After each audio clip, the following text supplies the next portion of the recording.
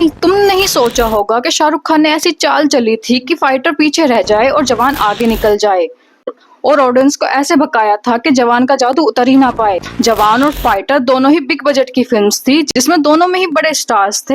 फिर भी जवान ने रिकॉर्ड तोड़ कमाई की थी और फाइटर पीछे रह गई थी। और तो और दोनों में ही ऑडियंस की फेवरेट दीपिका पादुकोण भी थी। जब भी फाइटर फुस हो गई और जवान आगे निकलती चली गई। मतलब स्टार्स के मामले में फाइटर भी किसी से कम नहीं। और जवान का बजट करीब 300 करोड़ था और फिल्म ने इंडिया में 644 करोड़ की कमाई की थी। वहीं फाइटर का बजट करीब 250 करोड़ था, लेकिन इंडिया में इसका कलेक्शन करीब 205 करोड़ ही रह गया था।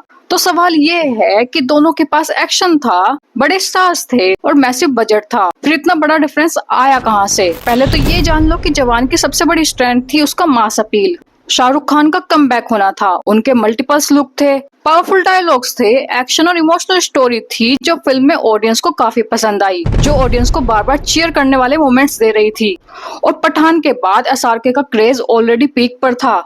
वहीं फाइटर में ऋतिक और दीपिका की जोड़ी, फाइटर जेट्स और एरियल एक्शन डेफिनेटली इम्प्रेसिव था, लेकिन फिल्म का फोकस एक स्पेसिफिक वर्ल्ड यानी एयर फोर्स और एरियल कॉम्पैक्ट पर था। और वहीं जवान ने एक्शन के साथ साथ इमोशन, सोशल इशू, रिवेंज और एंटरटेनमेंट सब कुछ एक साथ मिक्स करके दिया। और प्रमोशन में भी जवान ने ऑडियंस के दिमाग में क्वेश्चन क्रिएट किए। एसआरके के इतने लुक्स क्यों हैं, ये आपने भी सोचा होगा। आजाद कौन है, विक्रम राठौर कौन है? ट्रेलर देखकर ये क्वेश्चन आपके दिमाग में भी आए होंगे। ऑडियंस आंसर जानने के लिए थिएटर तक पहुंची थी। फाइटर का ट्रेलर विजुअली शानदार था, लेकिन उसकी स्टोरी और कॉन्सेप्ट का बेसिक आइडिया ऑडियंस को पहले ही समझ आ गया था। और यही दोनों फिल्म्स के बीच सबसे बड़ा डिफरेंस बना। फाइटर के पास स्पेक्टेकल था, लेकिन जवान के पास स्पेक्टेकल के साथ साथ क्रेज भी था।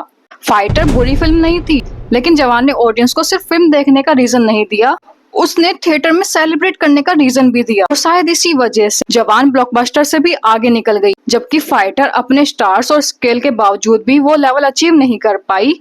यानी शाहरुख खान ने जवान में अपने आप को नहीं बेचा, ऑडियंस को वो दिया जिसकी ऑडियंस लॉकडाउन के टाइम से भूखी थी, और फाइटर वो परोस नहीं पाई। अब आप बताइए, आपने इन दोनों में से कौन सी फिल्म देखी है और आपको कौन सी फिल्म ज्यादा पसंद आई? अगर जवान और फाइटर सेम दिन रिलीज होती तो कौन जीतता, एसआरके या ऋतिक रोशन? कमेंट बॉक्स में अपनी राय जरूर बताना।